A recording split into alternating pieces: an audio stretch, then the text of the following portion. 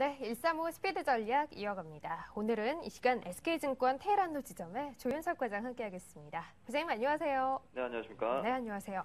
자, 오늘부터는 135 스피드 전략으로 만나 뵙게 됐는데요. 이 시간 함께 하시면서 오후장 또 성공적인 전략 많이 부탁드릴게요. 자, 일단은 시장 분위기 먼저 좀 확인해 볼게요. 오늘 지수 상승권에 있는 시간이 좀 더 길긴 합니다만 탄력 자체 굉장히 둔화되어 있습니다. 지수 때 어떻게 보고 대응해야 합니까? 네, 우선 지지선 같은 경우는 1850포인트를 우선 제시해 드려야 될 것 같습니다. 1850대는 물론 전일 금요일이었죠. 금요일 시장을 반영한 수준이라고 보시면 될 것 같고요. 그것들에 대한 그 위험 물량이죠. 차익 물량이 지금 나오고 있는 중입니다. 근데 저항선은 1870 정도로 제시를 해드리는데 결국 지금 시장이 이렇게 흘러간다는 것 자체는 유럽에 대한 단기적인 해결책이 제시됐지만 그에 따른 또 잡음이 계속적으로 진행이 될 수 있는 가능성을 염두에 두고서 외국인이나 그런 기관들이 대응을 하는 것으로 보입니다. 그렇기 때문에 지금 시장이 움직이는 것도 기존에 움직였던 화학이나 그런 섹터들이 움직였지 실적이 좋았던 그런 것들이 움직이지 않는 모습이거든요. 그렇기 때문에 이런 지지선을 삼을 때는 우선 전일 기준으로 1850 정도를 잡고서 맥스는 1870 정도 잡으면 옳은 선택이라고 보고 있습니다. 일단 오늘 지지선, 저항선 1850 그리고 1870선 제시를 해주셨는데요. 1850선 이탈했을 때 전략 그리고 70선 넘어섰을 때의 전략에 대해서 의견 좀 더 필요할 것 같아요. 네, 지금 1850을 지지선을 말씀드렸는데 제가 지금 이상적으로 생각하는 주식 비중을 약 70% 정도로 보고 있습니다.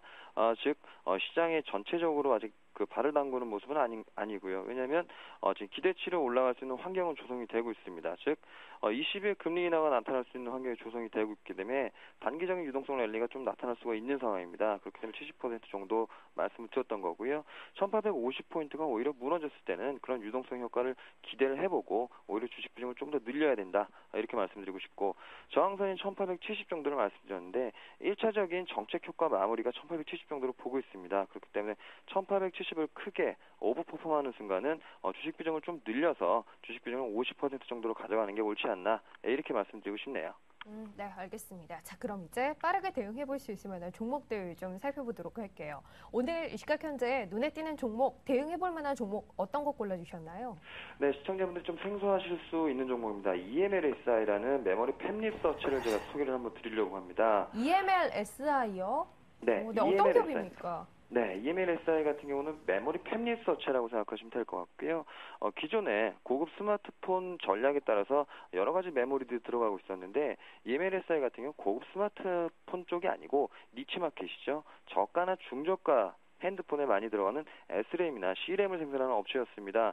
즉 시장에 아무도 신경을 쓰지 않을 때 그쪽 부분을 집중 공략을 해서 계속적으로 영업이익을 발생시켰던 기업이라고 보시면 될 것 같고요. 특히 LPD램 그리고 노어 플래시, MCP가 하반기부터 매출이 발생하기 때문에 지금부터는 서서히 매수 관점에서 진행을 하셔야 된다. 그렇게 생각하고 있기 때문에 우선 개략적인 설명을 이렇게 드렸습니다.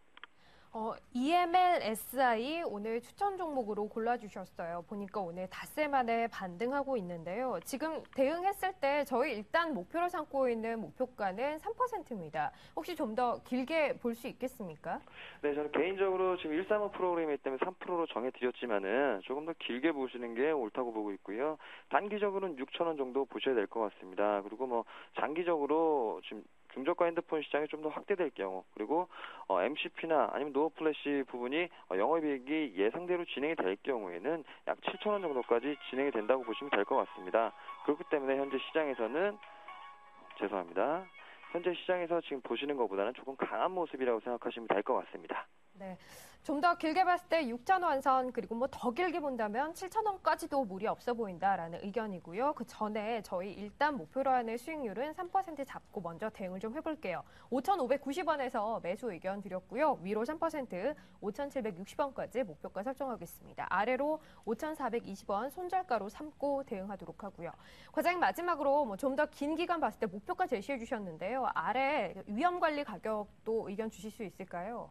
네, 지금 긴 기간으로 제시해야 된다면 손절가는 좀 길게 보실 수밖에 없죠. 왜냐하면 장기 투자이기 때문이죠. 그래서 장기 투자 시 가능한 그 손절 가격은 약 4,800원에서 4,700원 정도로 보고 있습니다.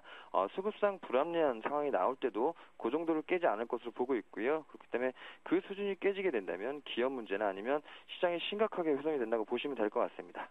네, 알겠습니다. 오늘 관심 종목 EMLSI 관련해서 전략 세워볼 수 있을 만한 가격대까지 정리를 좀 해봤습니다. 자, 오늘 일서머 스피드 전략은 SK증권 테일한노 지점의 조윤석 과장 함께했습니다. 과장님 고맙습니다. 네, 고맙습니다. 네.